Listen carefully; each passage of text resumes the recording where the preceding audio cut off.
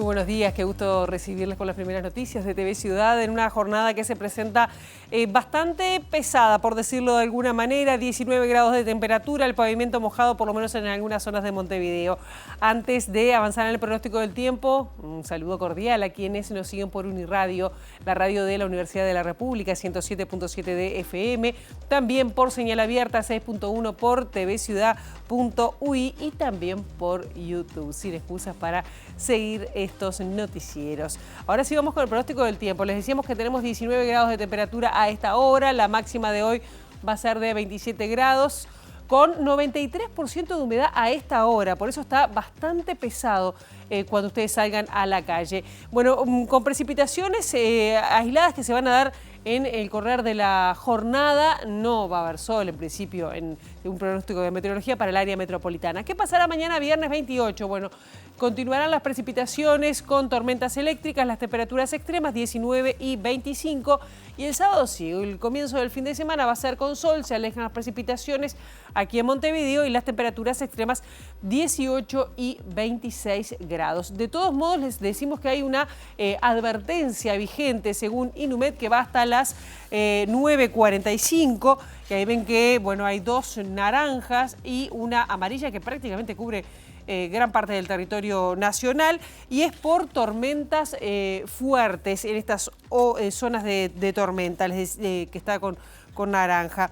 Perturbación atmosférica asociada a masa de aire húmedo e inestable está afectando el país, generando tormentas y algunas puntualmente fuertes y severas.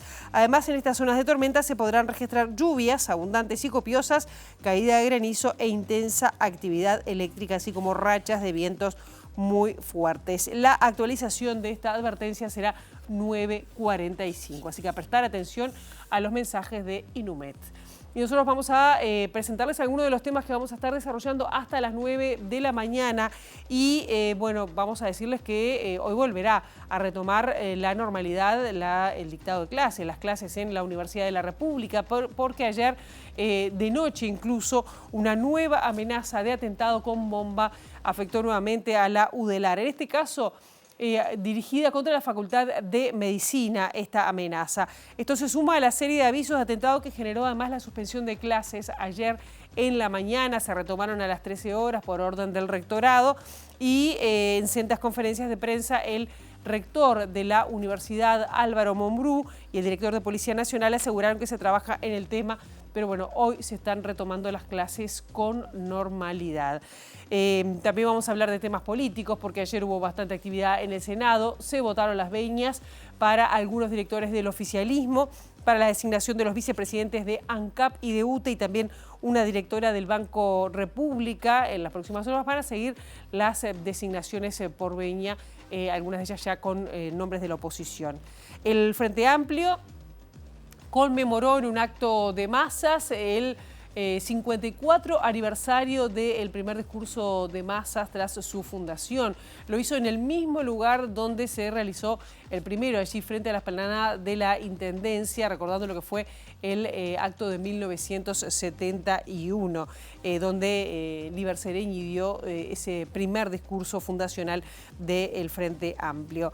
La Intendencia de Montevideo ayer hizo un balance, su rendición de cuentas con respecto al tema de igualdad de género y un dato que impactó respecto a la atención en este tema. Bueno, recibió en el último año 5.000 mujeres que pudo seguir y atender y también 15.000 consultas sobre situaciones de violencia de género. Más datos vamos a estar dando sobre esta rendición de cuentas que hizo ayer la Intendencia de Montevideo en torno a la igualdad de género.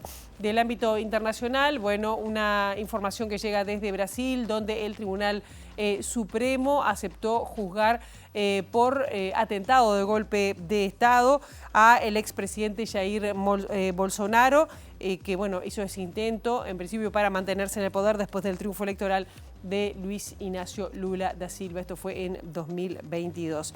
Y sobre las 8:30 de la mañana vamos a estar hablando de las infancias, de cuáles son las principales acciones que va a desarrollar este gobierno vinculado a la protección de infancia, porque vamos a estar recibiendo a la presidenta de INAU, Claudia Romero, pediatra, bueno, que aún no ha asumido el cargo, pero ya tiene aprobada la venia, pero ya tiene claras cuáles van a ser algunas de las primeras medidas que va a tomar cuando se haga efectivo su asunción al cargo al frente del ENAU. Claudia Romero, 8:30, aquí en TV Ciudad. Y nosotros ahora, ¿qué les parece si abrimos la ventana hacia las calles de Montevideo para, con datos del Centro de Gestión de Movilidad, ver por dónde circular, por dónde no? @IMTránsito, @MBDtransporte, para seguir en tiempo real cualquier cambio en la circulación. Vean ustedes, ahora hay sol. Hoy de mañana a las 6 de la mañana estaba todo el pavimento mojado en el centro de Montevideo. Les adelantamos algunos de los cortes que están programados para hoy.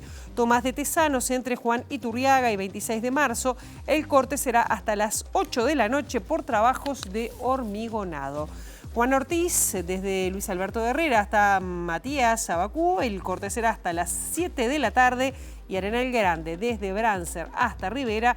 El corte será hasta las 5 de la tarde. Luego quedará abierta la circulación.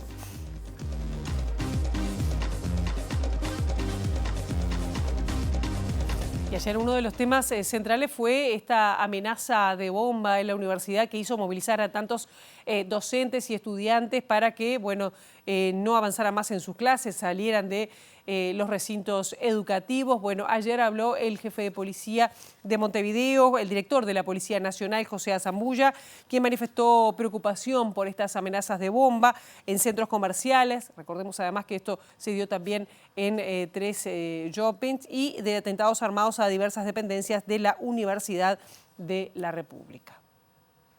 Pedimos a la población que entienda de que la Policía Nacional está preocupada y abocada a la investigación. Tal vez en algún momento, y es oportuno, que la gente se pregunte qué es lo que está haciendo la Policía Nacional.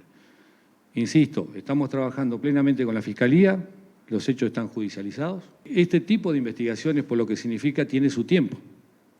Y que en ese proceso nosotros tenemos que cuidar determinadas garantías para obtener los elementos materiales y ponerlo a disposición de la Fiscalía para que pueda actuar en consecuencia.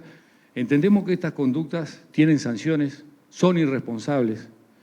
No podemos permitir de que se perturbe la paz pública, ya sea en centros comerciales o centros de enseñanza. Hasta ahora nosotros no descartamos y tampoco relacionamos con hechos materiales situaciones que se estén dando desde el punto de vista con algún grupo. Todas las hipótesis se están investigando, todas las hipótesis están manejándose y la policía está en plena alerta.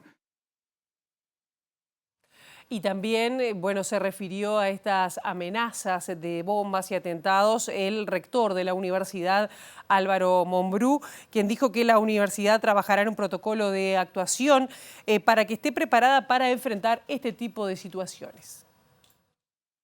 Confiamos en el Ministerio del Interior. Realmente sabemos que podemos seguir adelante con nuestra actividad universitaria tan necesaria, tan importante para todas y todos los uruguayos. Porque tenemos el apoyo del Ministerio del Interior, que está trabajando denodadamente para resolver toda esta situación. Como dije, no se podía tomar a la ligera, se tomaron determinadas acciones. Las características de nuestras sedes universitarias no son todas iguales, ni desde el punto de vista locativo, ni geográfico, ni por el caudal de personas en tránsito. Realmente hubo que tomar determinadas decisiones en el marco de tratar de que funcionara la universidad. Y ese es el planteo que hacemos también a partir de mañana. Una universidad de la República que no va a permitir que amenazas que llegan en forma anónima frenen su actividad.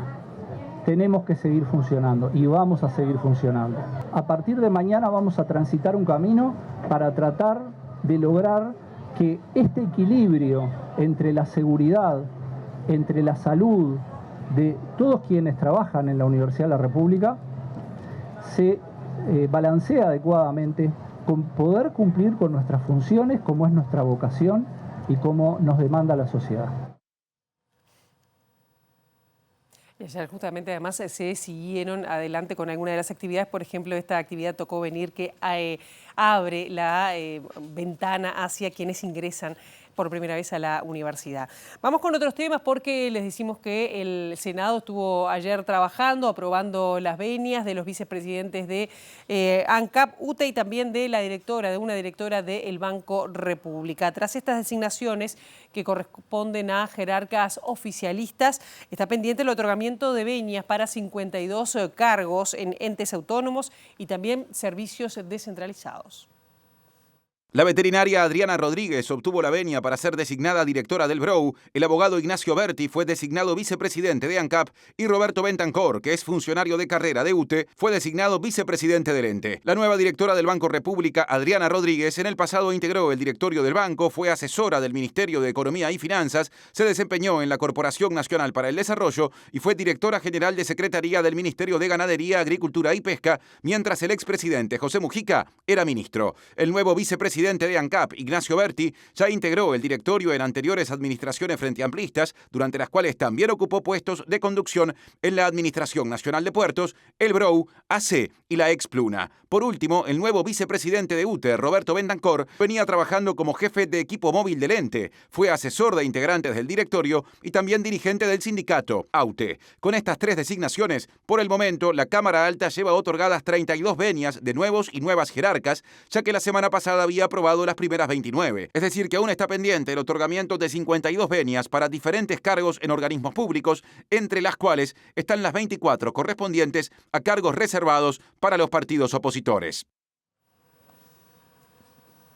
El coordinador de la bancada en el Senado del Frente Amplio, Daniel Cagliari, dijo que la aprobación de estas tres venias van a permitir avanzando en la conformación del gobierno. El legislador anunció que el martes 1 de abril va a culminar la votación de las venias que aún están pendientes. Votamos la segunda fase de la incorporación de las venias del Parlamento Nacional de los directores, en este caso los vicepresidentes de la empresa UTE, de BROU, del Banco República del Uruguay, y de la propia ANCAP, los vicepresidentes oficialistas, como quien dice. Con esto estaríamos completando una segunda fase de integración de los directorios y la idea nuestra es lograr el martes que viene, en función de los acuerdos que lleguen los diferentes integrantes de los partidos políticos, para suministrar los nombres al Poder Ejecutivo para que envíen las venias al Parlamento Nacional el día martes 1 de abril, culminar con las casi 40 venias de designación que todavía nos quedan pendientes y así terminar la segunda fase de instalación del gobierno con las autoridades designadas por el Poder Ejecutivo, es decir, por el oficialismo, y las autoridades también designadas, por este caso, por la oposición. Y bueno, y creo que eso también nos abre un compás interesante porque también nos abre otra perspectiva de trabajo y creo que también sin duda es muy importante. Por su parte, el senador del Partido Nacional, Sergio Botana, destacó los acuerdos logrados para el otorgamiento de las venias y además el diálogo entre los distintos partidos de la oposición para su distribución. Creemos que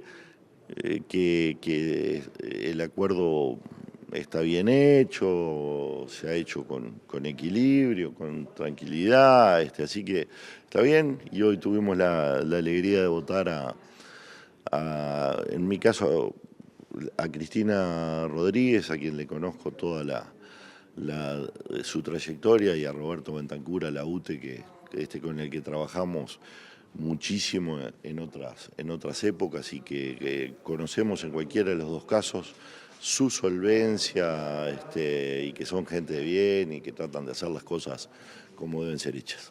Nosotros queremos, desde el Senado, desde todos lados, siempre estamos con espíritu constructivo. Obviamente, en lo que no vamos a admitir es en un solo recorte, ni el más mínimo, de las libertades conquistadas. Y ayer el Frente Amplio realizó un acto en recuerdo de el aniversario, 54 años del primer acto de masas que hizo el Frente Amplio, allí en 1971. En ese marco, el presidente del Frente Amplio, Fernando Pereira, se refirió al reconocimiento al expresidente José Mujica. Es muy emotivo, es un hombre muy importante en la historia del Frente Amplio. Fue nuestro presidente, pero además es nuestro compañero, el que está en todas las horas. Y homenajearlo, recordarlo, reconocerlo, también es pensar en el vínculo que tenemos con él, en el amor que sentimos por él. Miles y miles de frente amplistas que en cada lugar que lo encuentran le demuestran su cariño, su afecto, y eso lo valora mucho. ¿Cuál es el tiempo que se marca desde la fuerza política a la hora de empezar a tomar algunas decisiones que empiecen a impactar, ¿no? Obviamente en un año donde se tiene que votar el presupuesto, donde bueno, hay temas de seguridad que todavía siguen presentes? Ya se están tomando decisiones, algunas referidas al CASMU y a un proceso que de alguna manera fortalezca una institución tan importante del Uruguay. Otras están vinculadas claramente a algunas cuestiones que venían del gobierno anterior, y lo otro, que los ministros ya están planteando las prioridades que tienen para la ley de presupuesto, y ahí seguramente se van a fijar los objetivos del Frente Amplio, que van a ser concordantes con los objetivos programáticos. El ex ministro y ex legislador socialista José Díaz estuvo presente también en este acto. Además fue uno de los firmantes del acta fundacional allá por 1971, y participó de esta conmemoración.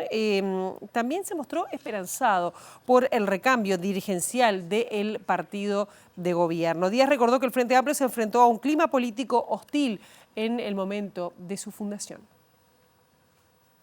En las distintas esferas del Frente Amplismo habían distintas expectativas. La más realista era pelear por la Intendencia de Montevideo, que logramos conquistar por primera vez en el 89. Pero otra gente pensaba que ganábamos. La movilización que había en todo el país fue tan importante que hasta la derecha pensó que podíamos ganar y nos hizo una campaña hostil, brutal, de todo tipo. ¿Cómo has visto este tema que se habla tanto del recambio generacional? Hoy de hecho va a haber un reconocimiento a José Mujica, que va a estar presente aquí, además de otros compañeros. Vos decías, algunos de los compañeros que firmaron aquella acta fundacional hoy superan los 100 años. Se dice que en el Frente Amplio ya no hay referentes o caudillos como otros tiempos, ¿no? ¿Cómo has visto vos o cómo estás viendo el recambio generacional de dirigentes en la fuerza política? Con mucha esperanza, con mucha expectativa. Es evidente que el Frente tenía que hacer un cambio importante. Habrá que ver, yo tengo gran confianza en que vamos a hacer un buen gobierno. Y creo que efectivamente tenemos buenas expectativas en más de un departamento, pero habrá que ver esa sumatoria de la buena candidatura del Frente, su buena propuesta programática y la crisis de corrupción de los gobiernos departamentales del Partido Nacional, quizás nos abra la posibilidad de ganar más de una intendencia, aparte de la que ya habíamos logrado. Cambiemos de tema. Ingresó ya al Parlamento el proyecto de ley del Poder Ejecutivo para atender la situación del CASMU, que complementa el votado en el gobierno pasado y habilita el desembolso de dinero para la institución. Tanto de el oficialismo y de la oposición valoraron de forma positiva la iniciativa, que además extiende el plazo de intervención de la institución mutual. El proyecto prevé que la intervención de un año que está previsto por parte del Ministerio de Salud Pública pueda extenderse por un año más. La idea justamente es que se pueda solucionar este tema lo antes posible, que se pueda desembolsar el último cronograma de dinero que se había establecido, de casi 2 millones y pico, es decir, 25 millones de dólares, y bueno, y que eso también después termine por lo menos teniendo un proceso de mejora de la salud institucional de la mutualista, y que bueno, que junto con las medidas que tengan que tomar los interventores, las autoridades del propio CASMU, también esta situación se pueda revertir y se pueda enderezar, como quien dice, desde el punto de vista, o mejorar la salud, en este caso de una institución privada muy importante. Me parece que hay que tomar la iniciativa y hay que trabajar en esto. El CASMU no es cualquier institución, no se puede quebrar y hay que trabajar en equilibrar ingresos y egresos de cada mes y que el CASMU siga prestando el enorme servicio que tiene, que no deje sin cobertura a un 10% de los uruguayos y que a su vez sea la propia institución la que con un plan acordado pueda equilibrar sus cuentas y pueda pagar por sí mismo su deuda y no pase lo que pasó con Casa de Galicia. Cuando el Estado empujó a Casa de Galicia, al final terminamos perdiendo la institución, el servicio de salud, toda la tecnología, la atención a los usuarios. Un ataque a balazos dentro del hospital de Durazno dejó un herido y además se puso en alerta a las autoridades del sanatorio, de este hospital y también a los funcionarios de salud pública y de los ministerios de Interior. Ocurrió el martes y de acuerdo con las primeras informaciones se trató de un ajuste de cuentas entre sectores criminales locales. Están pasando antibióticos y calmantes. Ni cerca, no, todavía no. No era tan rápida la cosa. Pero está, no voy y he oído, ¿viste? La versión difundida por el analista en técnicas de la información Pablo Silva Goncalves y confirmada por el jefe de policía de Durazno, Gabriel Lima, indica que se trató de un ajuste de cuentas entre bandas locales que comenzó cuando un paciente reconoció a otro como el asesino de la madre de un integrante de su banda y llamó para pasar el dato a sus pares. En el momento que terminaba la visita ingresó otro masculino y extrajo un arma de fuego y le efectuó 2 disparos. Esto está marcado dentro de investigación que poseemos sobre conflicto criminal. El jefe de policía también aseguró que el herido no quiso radicar denuncia y que el hospital quedó con custodia las 24 horas, incluyendo una vigilancia especial en torno a los involucrados. Desde la Federación de Funcionarios de Salud Pública calificaron el hecho como grave y lo relacionaron con otros recientes. Vamos a estar concurriendo hoy a estar con los compañeros presentes, ver la situación en el mismo lugar y conversar qué medidas de seguridad se pueden tomar ya dentro del hospital para limitar la circulación. En 15 días hubo agresiones en San José, en Florida, ahora en Durazno. Anoche en la puerta de Ciudad de la Costa también hubo una agresión al personal de la salud y al efectivo del Ministerio del Interior que estaba apostado ahí. Y bueno, son situaciones que vienen incrementando la violencia hacia el personal de salud. La Intendencia de Montevideo atiende a 5.000 mujeres al año y 15.000 consultas por situaciones de violencia de género. Este dato surge de la rendición de cuentas de políticas de igualdad de género que realizó la Intendencia capitalina. Hay varias líneas, entre ellas una es la atención a la violencia de género. Obviamente vamos a contar lo que se ha hecho en estos 5 años en la atención, cómo ha crecido la respuesta a la violencia de género, hemos creado servicios, hemos mejorado las comunas mujer, vamos a contar la cantidad de atenciones, la Intendencia de Montevideo atiende por año a unas 5.000 mujeres y tiene recibe unas 15.000 consultas en su sistema, realmente es un actor relevante en la respuesta a la violencia de género y bueno, vamos a contar también acciones vinculadas a la autonomía económica de las mujeres, también a la construcción de la ciudad, cómo favorecemos el derecho a la ciudad, al territorio, lo que hacemos en Montevideo libre de acoso, lo que ha hecho, o también otras áreas de la Intendencia vinculado a la cultura, vinculado a la salud, y bueno, y también vamos a contar experiencias de los municipios. Ahora lo vamos a contar, pero bueno, en la tarde vamos a subir un documento, entonces todo lo que contemos también va a estar reflejado en un documento al que pueda acceder la ciudadanía. ¿Qué efectividad han tenido los puntos violetas en los espectáculos y en territorio? Bueno, mucho. Los puntos violetas se han consolidado, las personas van a veces a las actividades y buscan el punto. El punto es una referencia para consultar sobre situaciones de violencia y también para informar y también para sensibilizar. Creemos que ha sido una muy buena estrategia para posicionar el tema en los eventos masivos, en eventos territoriales. De alguna manera, la violencia de género y la igualdad de género están en el espacio público, en las actividades que hacemos. El Hospital de Clínicas realizó una jornada de concientización sobre la detección temprana del virus del papiloma humano, HPV en sus siglas en inglés, en el marco del Día Mundial de Prevención de Cáncer de Cuello Uterino. El HPV es la principal causa de este tipo de cáncer y la actividad incluyó la vacunación contra el virus, que es la forma más eficiente de prevenir la afección de cuello de útero. Aprovechamos un poco este mes de marzo que se conmemora el Día Mundial del HPV y el Día también de lucha contra el cáncer de cuello uterino para hablar del HPV, que es el virus del papiloma, es el virus que causa el cáncer de cuello uterino, pero causa también otras enfermedades, cáncer de ano, de vulva, de vagina, de pene, también otorrinolaringológico. Entonces aprovechamos un poco para hablar de esto, ¿sí? Dando un poco de respuesta, informando. Tenemos una vacuna, por suerte en nuestro país, desde los 11 a los 26 años es gratuita, que previene la infección por HPV, que es la infección de transmisión sexual más frecuente en todo el mundo, y que hace que prevenga también el cáncer de cuello uterino y el resto de los cánceres que estábamos hablando. Entonces es súper importante que la gente prevenga estas consecuencias de la infección por HPV y esté vacunado. ¿El nuevo test que incorporó el Ministerio de Salud Pública ya está en funcionamiento? Sí, está en funcionamiento, se va incorporando en la mayoría de los prestadores del país, ¿sí?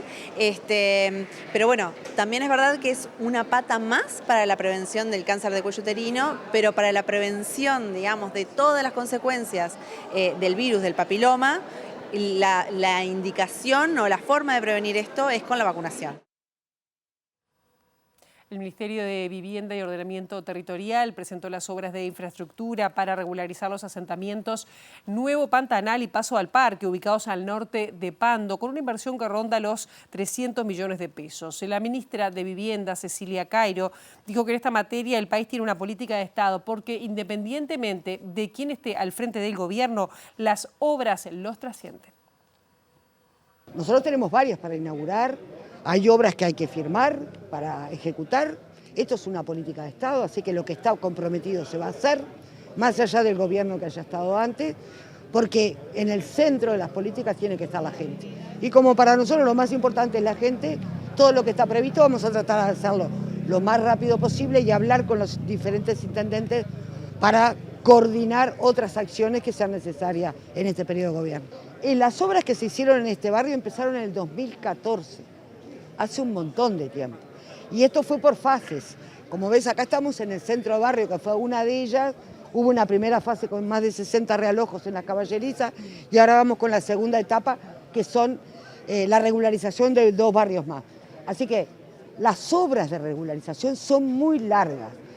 Se empezaron en el 2014, las continuó el gobierno anterior con el Plan Avanzar y nosotros vamos a seguir para terminarlas, porque en realidad los vecinos lo que esperan es que los compromisos asumidos más allá del gobierno se cumplan. Y ya en este segundo bloque de MB Noticias estamos recibiendo con mucho gusto a la presidenta designada de INAU, Claudia Romero. Un gusto que estés con nosotros esta mañana. Un gusto para mí también. Vas a asumir INAU, que es el organismo rector de las políticas de infancia en nuestro país y señalado como una prioridad por el Frente Amplio en su programa y en todo lo que fue la campaña. ¿Con qué medida pensás arrancar cuando efectivamente tomes posesión del cargo? Bueno, sí, primero eso, ¿no? Dar un poco de contexto político. La infancia y la adolescencia, o sea, toda la trayectoria, se ha marcado como una prioridad en el gobierno. Tenemos el respaldo político, no solamente del presidente, sino sabemos que hay mucho movimiento en la Cámara de Legisladores y con algunas noticias que han sucedido y también en el resto del Poder Ejecutivo. Nosotros siempre dividimos esta cuestión que vos hacías referencia, Pilar, del INAU como instituto garante de los derechos del niño, las niñas y los adolescentes y como instituto con una función rectora, pero también tiene una función ejecutora. Dentro de esa función ejecutora, nosotros tenemos un gran rojo que tiene que ver con el sistema de protección de 24 horas, con los hogares del INAU, y ahí hay puesto un foco en el que venimos trabajando más allá de no haber asumido para ver cómo cambiamos algunas cuestiones que tienen que ver con esto, pero que tocan otras dimensiones. Cuando uno dice trabajar en la internación en los hogares, lo primero que surge es la prevención de la internación. La mejor internación para un niño, niña o adolescente es la que no se produce porque al ser garantes de derechos, uno de los primeros derechos que debemos ser garantes es el derecho a vivir en familia, ¿no? Entonces, tenemos mucho por trabajar en la prevención, tenemos mucho por trabajar en las condiciones de las infancias y las adolescencias en este momento para evitar el ingreso a los hogares, pero que una vez que ocurren, demos las garantías de no ejercer más violencia y más trabas en el desarrollo de óptima calidad de su vida, ¿no? No podemos olvidar, Claudia, cuando, hace 8 meses como mucho hubo una interpelación justamente a las autoridades de INAU de ese momento por casos que se denunciaron gravísimos de explotación sexual con adolescentes que estaban a cuidado de INAU en hogares, en el caso de Rivera, con la muerte incluso de una adolescente que no estaba cumpliendo el rol de protección, murieron bajo la tutela del Estado. ¿Qué medida piensan tomar ahí? Que de alguna manera tú estabas diciendo, es un foco. ¿Cómo regular las salidas autorizadas? ¿Cómo cuidar a adolescentes que pueden salir, pero que pueden desaparecer también durante días y meses? Bueno, primero eso no puede volver a pasar, ¿no? O sea, somos, como decías tú, Pilar, una institución garante de derechos y de protección. Cuando los niños están en los hogares, la tutela es del INAU. Ahí hay que trabajar mucho en identificar algunos riesgos por determinadas zonas. No es lo mismo un hogar en Rivera que un hogar en Florida o en Flores. Sabemos que la explotación sexual se da mucho más en los departamentos de frontera. Ahí hay que trabajar con los educadores que están dentro del INAU, con protocolos de acción y también trabajar con los adolescentes. Primero, esta cuestión de las salidas no autorizadas, ¿no? Y esta cuestión de que antes se llamaban fugas y que vos hacías referencia a la interpelación de Silvia Nane, ella explicó muy bien, porque vos te imaginás que nosotros, esos niños, niñas y adolescentes que no pueden vivir en sus hogares y que de alguna manera son desvinculados de su familia de origen, llegan a un hogar. Ellos muchas veces eso no lo viven como una forma de protección.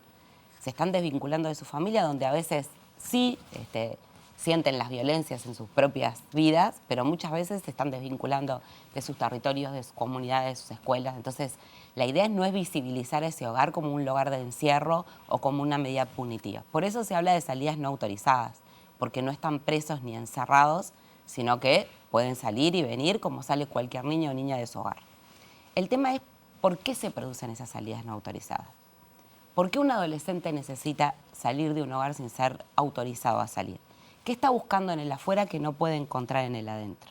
¿Qué reconocimiento también están buscando a través de algunas exposiciones a determinadas situaciones que tienen que ver con cómo han vivido las trayectorias de su vida? Entonces, ahí tenemos que reforzar mucho. Primero, la formación de quienes están en ese hogar para que se enciendan determinadas alarmas por determinadas situaciones que nosotros sabemos que ocurren. Tenemos que trabajar con los adolescentes y las adolescentes para que visibilicen cuáles son los riesgos, porque muchas veces no visibilizan esos riesgos. Entonces, hay un trabajo de formación y educación.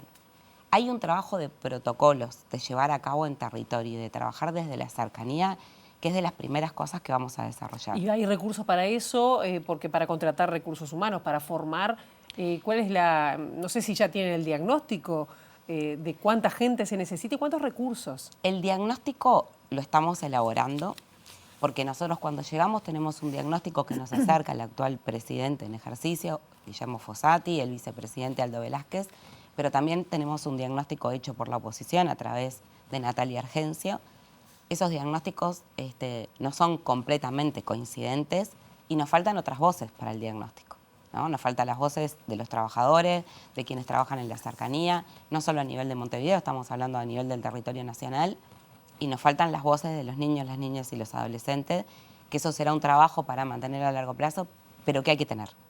Porque cuando un niño y una niña y un adolescente habla, dice mucho.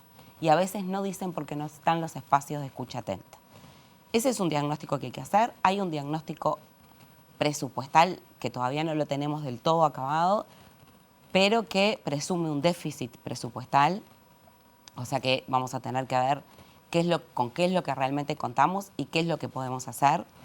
Pero hay medidas, hay estrategias que nos acercaba hace poquito Natalia Argencia, específicamente para trabajar estos temas en territorio, a través incluso de proyectos que se acordaron con la organización civil, que están prontos para llevarse a cabo y que hay que votar. Claro, a Natalia Argencio justamente me acuerdo que hacía referencia a que ante estas situaciones que se han denunciado de violencia, incluso con armas de fuego, que han muerto en este año nada más 4 niños y adolescentes y otros heridos de bala, el Estado se ha retirado.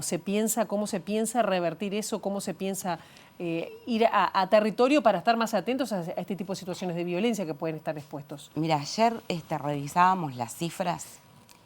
Hasta ayer, y ayer se agregaron, porque hoy hubo otro adolescente en el interior, vamos 19 niñas, niños y adolescentes baleados desde el principio del año. 4 fallecimientos, con un rango de edades diverso, pero que se pueden mapear en territorio y que en los territorios uno encuentra una concentración en determinados barrios. Eso es una señal para saber dónde hay que ir a actuar. Primero porque nosotros hablamos mucho desde la cercanía y los trajes a medida y de estas realidades en algunos departamentos que son diferentes a otros. Entonces uno tiene que saber qué pasa en cada territorio. ¿Y qué puede hacer el INAU ahí? Bueno, yo creo que ahí el INAU tiene que dar respuesta a cosas que responden solo al INAU. Pero el INAU no puede dar respuesta a otras cosas que nos exigen un trabajo en conjunto y articulado. El tema de la violencia no es solamente responsabilidad del INAU o exige un trabajo del INAU. Perderíamos si creyéramos que eso es así. El tema de la violencia exige una política de Estado. Y cuando uno habla de una política de Estado, uno habla de una política de muchos seres pensantes viniendo desde diferentes sectoriales para poder trabajar. Habla del Ministerio del Interior, ¿no? Pero habla de muchísimas cosas, porque uno puede identificar, y además uno tiene que saber por qué se dan estas violencias, ¿no? Y este escalonamiento de la crueldad de la violencia que se está dando. Si estamos pensando, sí estamos pensando. Estamos pensando que hay una situación con las infancias y las adolescencias que es una situación general que tiene que ver con la pobreza y con la pobreza estructural y con la violencia que se cruza. ¿Estamos pensando en estrategias? Sí. Pero lo que sí estamos pensando es que este abordaje, si no es con todos, no es. Ya se han empezado a establecer contactos y te pregunto también si esperabas que en el Consejo de Ministros, el primer consejo, hubiera alguna señal hacia las infancias, siendo que hubiera sido que es señalado como prioridad. En realidad, lo que nos pasó en este trayecto que todavía no hemos asumido es que hemos sido convocados por muchos ministros, ministras, y por mucha gente que está desde el Palacio Legislativo, ¿no? Bueno, y los ministros que están en... Entonces, no sé si lo esperaba como algo explícito, quizás más para la sociedad, porque de hecho nosotros hemos tenido un montón de llamadas y un montón de encuentros manifestando como prioridad el trabajo con las infancias y las adolescencias. Y lo digo desde legisladoras como Silvia Nane, que tú la mencionabas, como Blanca Rodríguez, que han conformado además la Comisión de Infancia y Adolescencia y que nos han convocado desde el inicio, desde el pienso de esta comisión, incluso para que el INAU pueda nutrir de contenido a esta comisión, de los ministros que nos han llamado y ya nos han pedido reuniones y también diciendo desde gente designada dentro de los ministerios, vamos a trabajar con ustedes, vamos a trabajar con ustedes desde vivienda, vamos a trabajar con ustedes desde salud. Entonces, hemos tenido tantas señales en función de eso que de verdad de las cosas en las uno va con mucho cuidado con lo que tiene que decir, ¿no? Porque todavía uno no asumió, porque en realidad necesita tener la realidad contrastada con la información, pero de ahí algo que estoy segura y es que hay un equipo y hay una coyuntura que está priorizando a los gurises. Una bien cortita ya para cerrar. ¿Qué pensás con respecto a la adopción? Que hubo cambios que además se votaron en la ley de urgente de consideración de la LUC, que acortaron algunos plazos, que para el Frente Amplio en su momento no daba garantías y también que se ha desmantelado lo que es el Departamento de Orígenes. ¿Se va a trabajar? ¿Has pensado con respecto a eso? Sí. Sí vamos a trabajar. Yo quisiera decir, todas son prioridades, pero de verdad que estábamos poniendo foco en todo esto, pero de lo que pudimos conversar incluso con Natalia y se relata en la memoria, es que la adopción fue un tema muy promocionado en el periodo anterior y en la administración anterior. El tema de la adopción y de los plazos es que los plazos muchas veces se generan porque hay que hacer un seguimiento a las familias con la intención de adoptar, pero después de la adopción. Y lo que nosotros tenemos entendido es que si bien hubo un aumento en el número de casos, no hubo un seguimiento posterior. No hubo esta cuestión de la referenciación y del acompañamiento y de saber bien qué ha pasado con esas familias adoptantes. Porque se le dio más poder al juez y eso ¿se va a revertir? Sí. O sea, se va a trabajar en eso. Y se va a trabajar en que la adopción no sea solamente la foto de la adopción, sino el seguimiento y el acompañamiento de esas familias y de esos gurises. Claudia Romero, gracias por ahora y bueno, cuando asumas y ya con algunas cosas más concretas te volveremos a convocar. No, muchísimas gracias por este espacio, porque esto también hace que la infancia y la adolescencia llegue a todos y lo pongamos como prioridad. ¿Cómo no? Bien, nosotros ahora seguimos con otros temas y estamos convocados por nuestra compañera Juliana Perdomo desde Exteriores. Juliana, muy buenos días, bienvenida. Muchas gracias, Pilar. Buen jueves para todos. Nos encontramos en el PIT-CNT porque esta mañana se va a estar presentando un estudio sobre el cuidado en las infancias. También se va a estar inaugurando un espacio aquí dentro de la sede del PIT-CNT y estamos con Flor de Lis Feijó, la secretaria de Género y Equidad de la Central Sindical. Muchas gracias por estos minutos. Bueno, ¿cuál va a ser la discusión de esta mañana en torno a las infancias? Buenos días para todas y para todos. En esta mañana, la economista Soledad Salvador va a estar presentando un informe sobre un documento sobre las normas de género y los cuidados. Es un informe para nosotros más que importante como PIT-CNT, porque todos sabemos cómo influyen las normas de género, cómo influyen los comportamientos de la sociedad con este tema de cuidados, donde las mujeres somos siempre las asignadas a tener determinados roles y los varones no. A partir de hoy seguiremos en nuestro PIT-CNT intercambiando y viendo qué más cuestiones planteamos, sobre todo algunos objetivos concretos que también hacen a nuestro movimiento sindical, que no está alejado del conjunto de la sociedad. ¿Qué evaluación se hace del sistema de cuidados de la pasada administración y qué objetivos se trazan pensando en lo que tú me decís? Nosotros entendemos que el Sistema Nacional de Cuidados debe ampliarse, debe profundizarse. Tuvimos 5 años muy lamentables donde eso no se pudo dar y hoy en día sabemos que tenemos enormes desafíos para que esto tenga una transformación y para que de verdad la sociedad uruguaya tenga ese Sistema Nacional de Cuidados que todas, todes y todos aspiramos.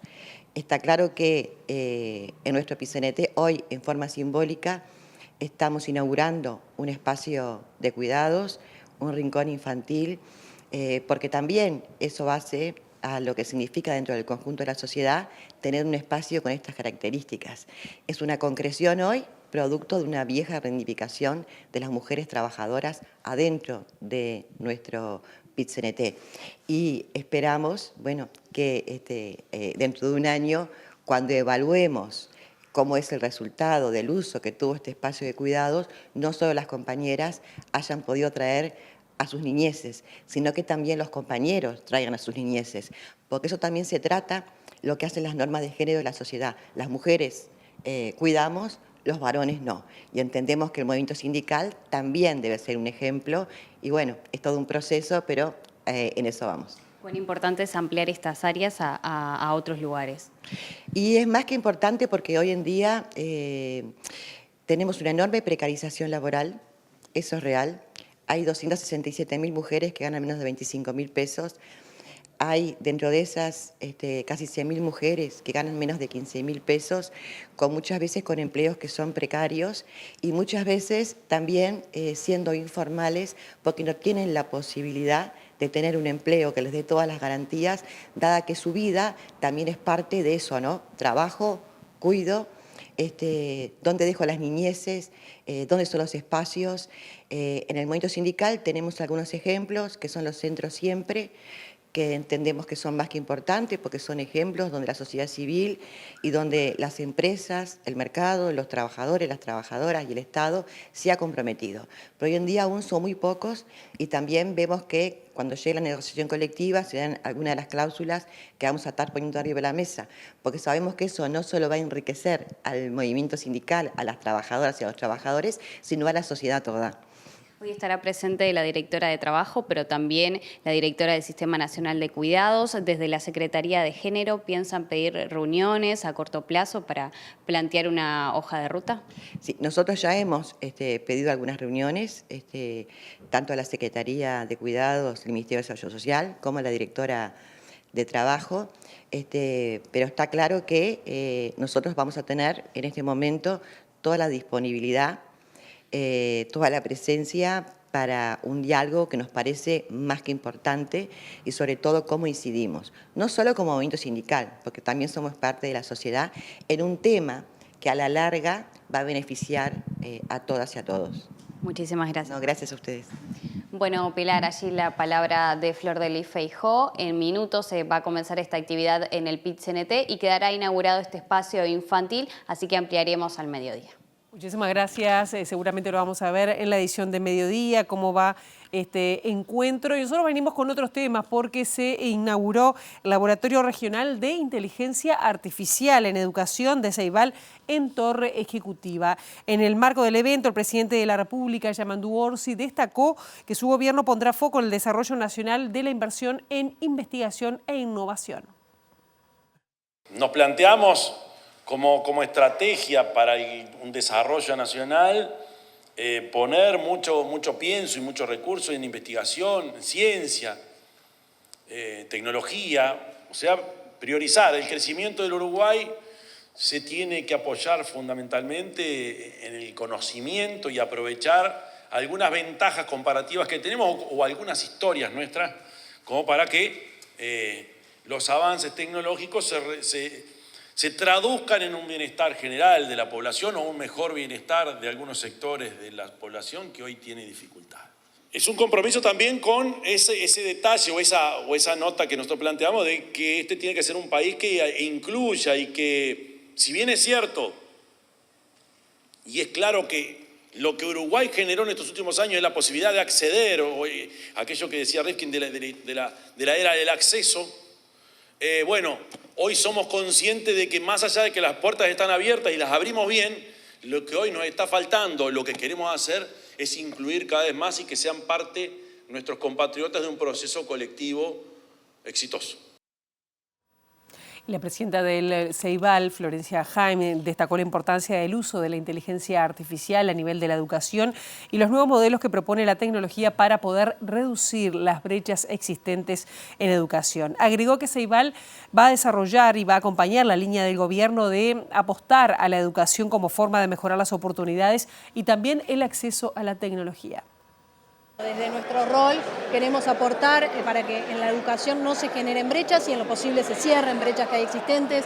Hacíamos mención hoy a los resultados en las pruebas estandarizadas que dependen mucho del contexto socioeconómico de los chiquilines, lo cual es algo que no debería suceder. Y el poder tener un centro de innovación educativa en Uruguay permite generar estos planes que contemplan los aspectos de equidad, ¿sí? Entonces que creo que ha sido un poco la tónica de Ceibal desde su inicio, el siempre tener esa mirada de todas las iniciativas, estar atentos a que promuevan la equidad, a que sean inclusivas y a que no generen brechas. ¿Cómo está parado Uruguay en la región en cuanto a la formación en inteligencia artificial? Bueno, justamente fuimos destacados por varios de estos organismos internacionales por nuestra formación. Contamos con un nivel académico en general, la comunidad académica muy alto. Tenemos gente formada trabajando en Uruguay o en otros países. Este laboratorio también es una oportunidad para que se generen proyectos con muchos uruguayos que están en el exterior, en universidades, en empresas, trabajando en estos temas, en proyectos de punta y que puedan colaborar también con nosotros.